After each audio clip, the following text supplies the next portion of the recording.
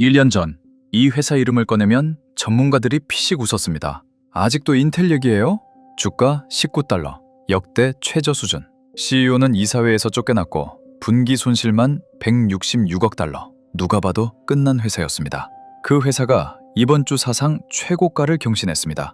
하루 만에 24% 폭등. 1987년 이후 최대. 1년 만에 주가가 3배 넘게 올랐습니다. 2000년 닷컴 버블 때 찍었던 역대 최고점을 26년 만에 넘어선 겁니다. 시장이 완전히 틀렸든지 아니면 우리가 뭔가를 놓치고 있든지 둘 중 하나입니다. 머니클래스에서 오늘 그 구조를 파헤칩니다. 오늘 말씀드릴 건 딱 3가지입니다. 첫째, 인텔이 어쩌다 조롱거리가 됐는지. 둘째, 쫓겨난 CEO 뒤에 나타난 용경이 1년 만에 뭘 했는지. 셋째, 사상 최고가인 지금 올라타도 되는 건지. 이 3가지를 알고 나면 인텔 뉴스가 뜰 때마다 헷갈리던 게 한 번에 정리됩니다. 반도체를 조금이라도 아시는 분들은 기억하실 겁니다. 2000년대 초반 컴퓨터를 사면 본체에 파란 스티커가 붙어 있었습니다. 인텔 인사이드. 그 스티커가 없으면 진짜 컴퓨터가 아닌 것처럼 여기던 시절이 있었습니다. 노트북이든 데스크톱이든 기업 서버든 인텔 CPU가 들어가는 건 당연한 일이었습니다. PC 혁명의 심장부. 그게 인텔이었습니다. 그 인텔이 어떻게 끝난 기업 취급을 받게 됐을까요?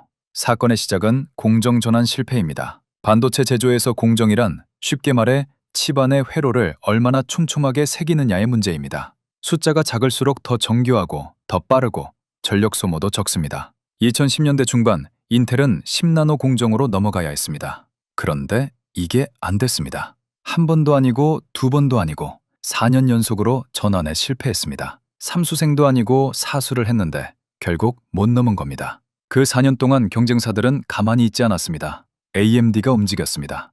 AMD는 자기 공장을 포기했습니다. 대신 대만의 TSMC의 생산을 통째로 맡겼습니다. 우리는 설계만 잘하면 된다. 만드는 건 세계 최고에게 맡기자. 이게 결정적이었습니다. TSMC는 이미 7나노, 5나노를 양산하고 있었습니다. AMD는 TSMC의 첨단 공장을 잇고 나타나 인텔보다 전력 효율이 뛰어나고 성능도 앞서는 칩을 내놓기 시작했습니다. 인텔은 여전히 14나노를 우려먹고 있었습니다. 시장은 냉정했습니다. 데이터 센터를 운영하는 기업들, 클라우드 사업자들이 인텔 대신 AMD를 선택하기 시작했습니다. 점유율이 빠져나갔습니다. 조금씩이 아니라 눈에 보일 정도로 빠르게. 그리고 2023년 바닥이 왔습니다. 데이터 센터 매출이 전년 대비 20% 폭락했습니다. 주가는 고점 대비 절반 토막이 났습니다. 이 정도면 월가에서 조회 메시지가 나올 법한 상황입니다. 실제로 그랬습니다. 인텔의 파운드리 전략은 망상이다. PC 시대의 유물이 AI 시대에 어떻게 살아남겠냐. 리포트마다 이런 문구가 넘쳐났습니다. 개인 투자자들도 떠났습니다. 1년 전까지만 해도 인텔을 포트폴리오에 넣는다고 하면 왜요? 거기 뭔가 있나요? 라는 반응이 돌아오던 때입니다. 그런데 여기서 잠깐 생각해봐야 할 게 있습니다. 이런 상황이 인텔에게만 처음 벌어진 일이냐? 그건 아닙니다. 2000년 닷컴 버블이 꺼졌을 때도 인텔 주가는 70% 가까이 무너졌습니다. 모두가 반도체 끝났다고 했습니다. 그 후 3년 만에 서버 수요가 폭증하면서 150% 반등했습니다. 2010년대 초 스마트폰 시대가 열릴 때도 인텔은 모바일 칩 시장에서 완전히 밀렸습니다.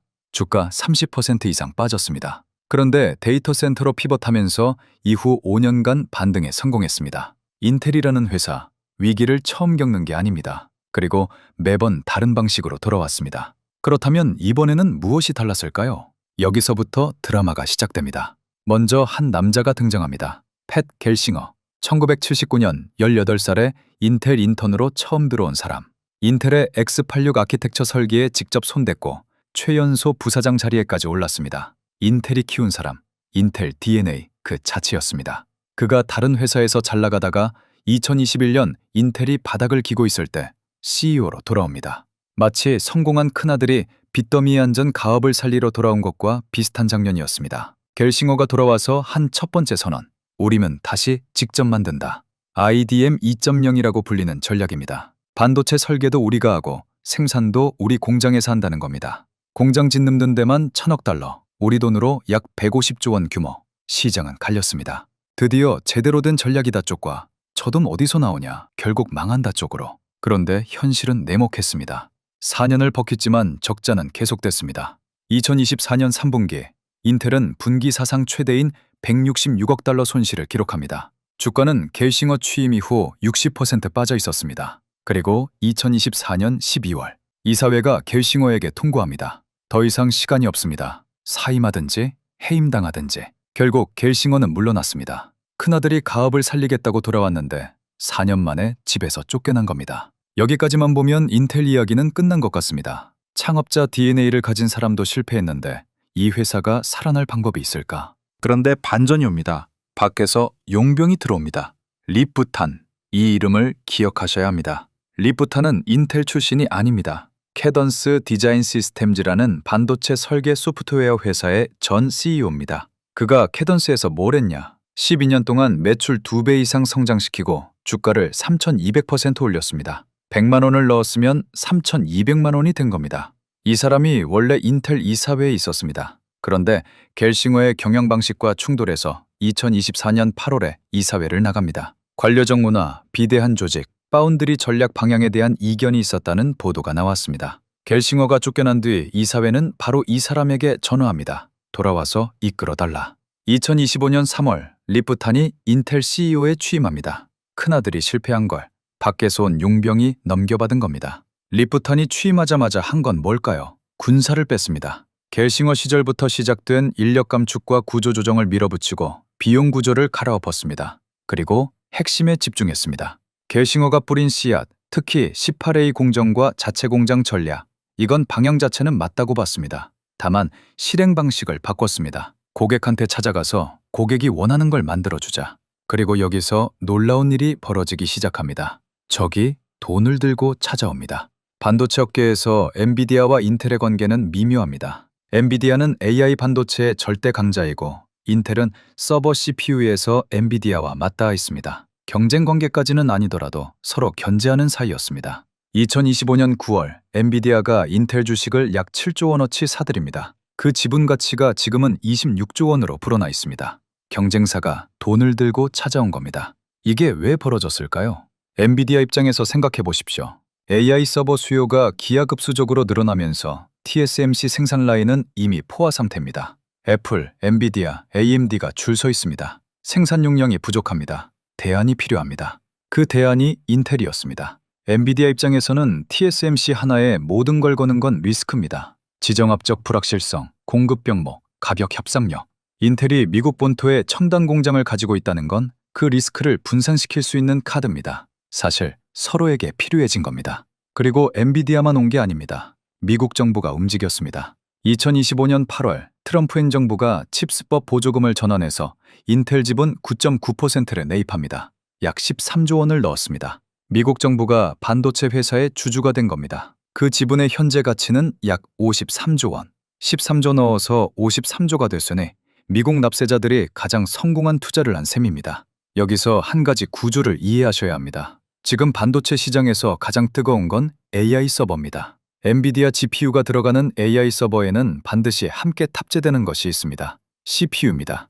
GPU 혼자서는 데이터를 처리할 수 없습니다. 오케스트라로 치면 GPU는 바이올린 수십 명이 동시에 연주하는 연주자들이고 CPU는 그 전체를 지휘하는 지휘자입니다. 지휘자 없이 연주가 될 리 없습니다. 그런데 지금 AI 업계에서 벌어지고 있는 변화가 있습니다. 에이전틱 AI라고 들어보셨습니까?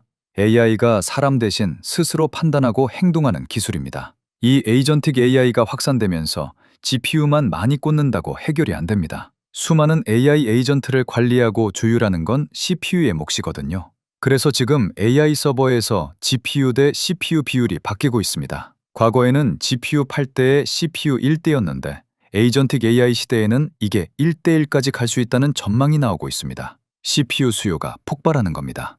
리프탄이 이번 실적 발표에서 이렇게 말했습니다. CPU는 AI 시대의 불가결한 기반으로 다시 부상하고 있습니다. 이건 우리의 희망사항이 아니라 고객들이 직접 하는 말입니다. 그리고 이 CPU를 만드는 건 인텔의 주력 무기입니다. 다들 외주에 목매는 시장에서 인텔만 자기 주방을 차린 겁니다. 동네 배달앱이 모두 먹통일 때 직접 주방이 있는 식당만 손님을 받는 상황.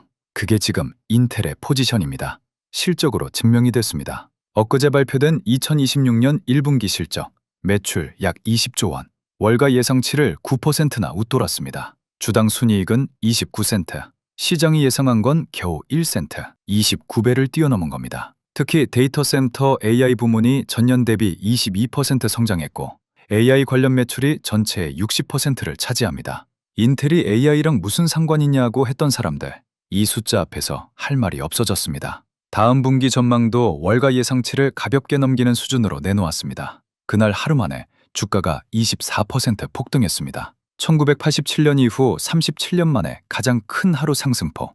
2000년 닷컴 버블 때의 역대 최고가를 26년 만에 돌파하며 시가총액이 약 618조 원까지 올라갔습니다. 그런데 뒤에서 더 큰 판이 벌어지고 있었습니다. 4월 초 구글 클라우드가 움직였습니다. 인텔과 단연간 AI 인프라 협력 계약을 발표한 겁니다. 구글 데이터 센터에 인텔 최신 지원 프로세서를 대규모로 개포하고 맞춤형 인프라 칩까지 공동 개발한다는 내용입니다. 구글이 AI 인프라의 심장부에 인텔 칩을 집어넣겠다는 선언.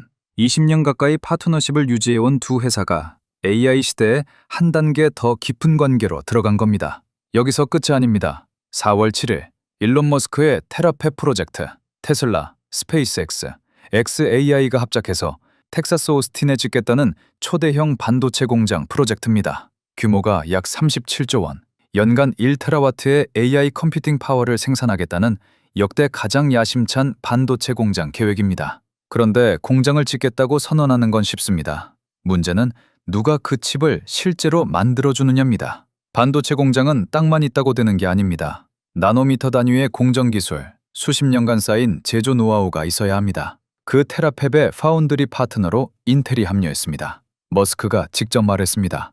인텔의 14A 공장을 사용할 계획이다. 최첨단이고 아직 완전히 완성되지는 않았지만 테라팹이 본격 가동될 때쯤이면 충분히 성숙해 있을 것이다. 한때 아무도 찾아오지 않던 인텔에 엔비디아가 7조 원을 들고 왔고 미국 정부가 13조 원을 넣었고 구글이 장기 계약을 걸었고 머스크가 37조 원짜리 공장에 파트너로 불렀습니다. 학교에서 왕따 취급받던 학생이 갑자기 전교에서 제일 바쁜 아이가 된 것 같은 상황.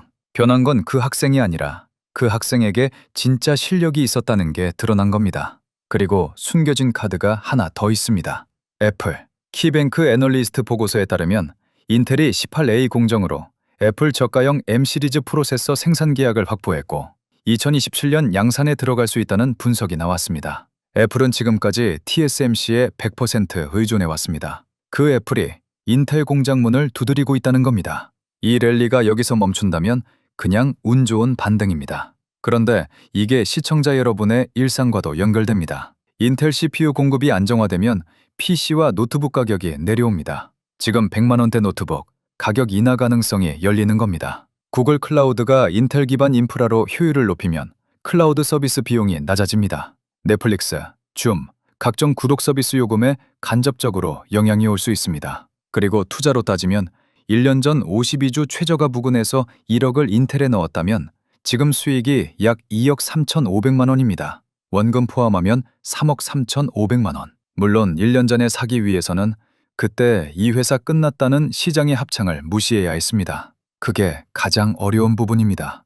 자, 이제 냉정하게 봐야 할 시간입니다. 여기까지 들으면 당장 들어가야 할 것 같은 느낌이 오실 겁니다. 그런데 세상에 한쪽 면만 있는 동전은 없습니다. 이 랠리에는 분명한 그림자가 있습니다. 첫 번째는 밸류에이션 부담입니다. 인텔 주가는 사상 최고가를 경신한 상태입니다. 올해에만 124% 올랐고 2025년까지 합치면 3배 넘게 폭등했습니다. 이런 속도로 오른 주가는 반드시 숨고르기를 합니다. 지금 인텔의 포워드 PER이 128배입니다. 쉽게 말해 앞으로 1년 동안 벌어들일 이익의 128년치를 미리 주가에 반영하고 있다는 뜻입니다. 여러분이 치킨집을 산다고 생각해 보십시오. 1년 수익이 1,000만 원인 가게를 12억 8천만 원에 사는 겁니다. 128년을 장사해야 본전인 셈입니다. 물론 앞으로 수익이 폭발적으로 늘어날 거다라는 기대가 깔려 있지만 기대가 충족되지 않으면 그 프리미엄은 순식간에 녹습니다. 월가 애널리스트 컨센서스 평균 목표가는 아직 55달러, 61달러 수준입니다. 현재 주가 82달러보다 25%나 낮습니다. 물론 강세론자들은 다릅니다. 키뱅크는 110달러, 벤치마크는 105달러, 로스 MKM은 100달러, CT는 95달러를 제시하고 있습니다. 낙관론과 비관론의 간격이 이 정도로 벌어진 종목은 드뭅니다. 그 간극 자체가 리스크라는 점을 아셔야 합니다. 지금 가격에 들어가는 건 파티가 한창 무르익은 시점에 합류하는 것과 비슷합니다. 분위기는 좋지만 가장 맛있는 건 이미 먹힌 뒤일 수 있습니다. 두 번째는 경쟁이 그냥 있는 게 아니라는 겁니다. TSMC는 가만히 있지 않습니다. 지금 2나노 공정 양산을 향해 전속력으로 달리고 있습니다. 삼성 파운드리도 반격을 준비하고 있습니다. AMD는 TSMC의 최첨단 공정을 등에 업고 서버 CPU 시장 점유율을 계속 끌어올리고 있습니다. 인텔의 18A 수율이 개선됐다고 해서 경쟁사들이 멈추는 게 아닙니다. 한 발 나아갔더니 상대도 한 발 나아가 있는 상황은 반도체 업계에서 늘 반복되는 패턴입니다. 세 번째는 아직 인텔이 돈을 벌고 있지 않다는 겁니다. 이번 1분기 조정 기준으로는 흑자를 냈습니다. 하지만 회계 기준으로는 약 5조 5천억 원 순손실입니다. 구조조정 비용도 크지만 공장에 들어가는 설비 투자비가 분기마다 7조 원이 넘습니다. 돈을 쏟아붓고 있는 단계라는 겁니다. 주가는 기대를 먹고 오르지만 실적은 시간이 걸립니다. 그 간격에서 조정이 올 수 있습니다. 네 번째, 14A 공정 타임라인입니다. 머스크 테라팹이 인텔의 14A 공정을 쓰겠다고 했는데 이 14A가 원래 2027년 리스크 생산 예정이었습니다. 그런데 최근 2028년으로 1년 밀렸습니다. 양산은 2029년. 인텔이 과거에 로드맵을 제때 지킨 적이 거의 없다는 게 시장의 기억입니다. 이번에도 밀리면 주가에 큰 충격이 올 수 있습니다. 끝났다는 건 아닙니다. 변수가 있다는 겁니다. 그리고 이 변수들이 얼마나 현실화되느냐에 따라 지금 이 랠리의 성격이 달라집니다. 단기 과열의 거품인지 아니면 진짜 구조적 턴어라운드의 시작인지 그 판단을 지금 어떻게 해야 하는지가 핵심입니다. 그러면 지금 어떻게 하실 건가요? 이미 인텔을 보유 중이신 분들께 먼저 말씀드립니다. 지금 팔 타이밍이 아닙니다. 수율 개선, 구글 계약, 엔비디아 지분 투자, 정부 지원, 머스크 테라팹 이 5가지가 동시에 작동하고 있는 국면에서 조기에 털고 나오는 건 아깝습니다. 다음 체크 포인트는 2가지입니다. 18A 수율이 올해 중반까지 연말 목표를 달성하는지 그리고 14A 공정의 외부 고객이 확정되는 뉴스가 하반기에 나오는지 이 2가지가 확인되면 스토리는 한 단계 더 올라갑니다. 단기 조정이 와도 그건 숨고르기지 스토리가 바뀐 게 아닙니다. 아직 매수하지 않으셨다면 4.3 최고가를 쫓아가는 건 부담이 큽니다. 올해만 124% 오른 주가입니다. 한 번에 들어가지 마시고 조정이 올 때 나눠서 접근하는 게 현명합니다. 월가 컨센서스 기준으로 $60대 초반이 1차, $70 초반이 2차 매수 구간으로 볼 수 있습니다. 인텔 한 종목이 부담스러우시면 SOXX나 SMH 같은 반도체 ETF를 먼저 깔아놓고 그 위에 인텔 비중을 조절하는 방법도 있습니다. 인텔 하나가 틀리더라도 AI 반도체 섹터 전체의 흐름은 유지되니까요. 그리고 달력에 하나 적어두십시오. 7월 22일 2분기 실적 발표일입니다.